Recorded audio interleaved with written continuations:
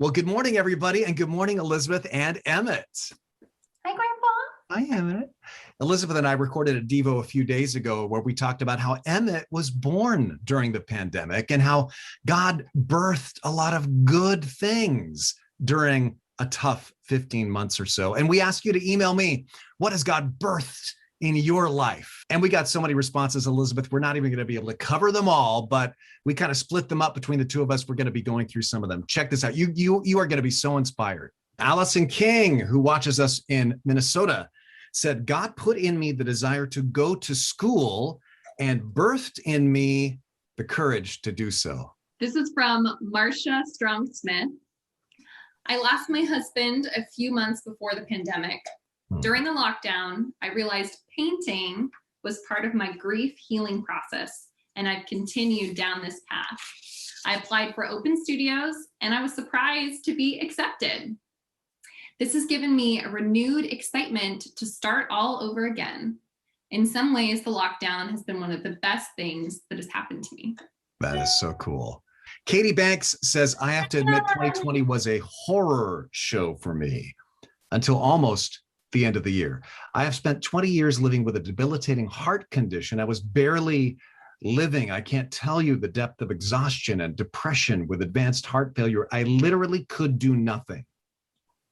Well, in November 2020, at a routine check, the doctors discovered that one of the wires originally placed with my pacemaker back in 2001 wasn't working properly. I was at Stanford on Thanksgiving having it replaced. The doctors warned the recovery would be tough. They understated it. I felt worse than ever until January. One day, I woke up feeling better. The next day, even better. And the next and the next. And since that day, I've had nothing but great days with lots of energy, able to do all the things I missed. And my depression is completely gone. I thank God for all those who have cried, prayed, served, and encouraged me through an incredible trial. Wow, what a story. Wow. This is from Kathy Kendall. Our daughter and son-in-law waited 15 years for a child. God also provided $25,000 through loving family and friends for their adoption costs. I still cry when I think of our 2-year-old granddaughter's adoption story. For a while, it looked like it wasn't happening at all. There's way too much detail to go into, but I just kept hearing God say, trust me.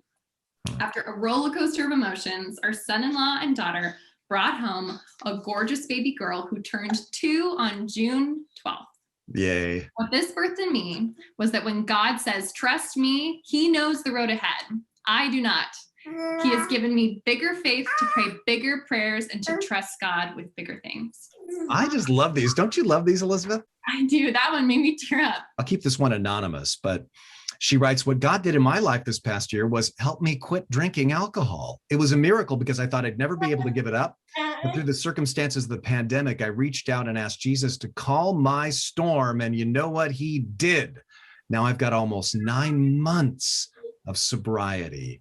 I feel like I'm really living for the first time in a long time. Isn't that great? These are really cool stories. I mean, to lose a husband right before a pandemic, to give up alcohol during a lot of time when people turn to alcohol for comfort. I mean, these are some really cool things. You know, Elizabeth, I love this verse from the Bible, Isaiah 43:19. It was written in a historical context of Israel as a nation going through very tough times. And yet God says, behold, I am doing a new thing. Now it springs forth. Do you not perceive it? I will make a way in the wilderness and rivers in the desert.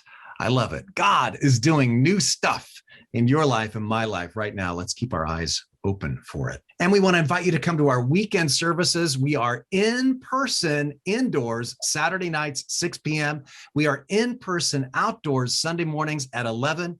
And on July 11th, we will add back our 9 a.m. indoor in-person service, or you can join us on the live stream at all those times at tlc.org/live. God bless you. Hope to see you this weekend.